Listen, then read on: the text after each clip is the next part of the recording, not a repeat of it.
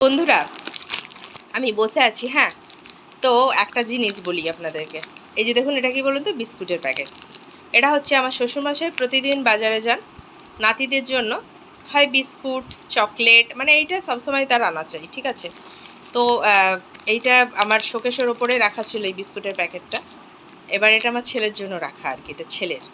তো আমি ভাবলাম যে একটু খাবো, একটু লোভ লাগছে আমার। তো ছেলেকে বলে খেতে হবে তো না, দেখি ও কী বলে। হ্যাঁ, বেটুকে ডাকবো, বেটু এখানে নেই, ওর ঠাকুমার ঘরে আছে, আমি ডাকবো।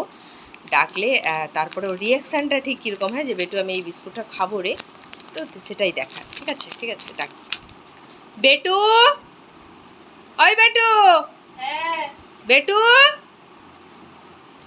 হ্যাঁ।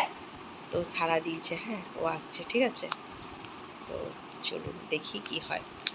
দাঁড়াও।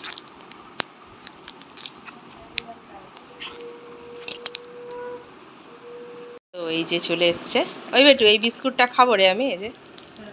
হ্যাঁ, খাবো সত্যি।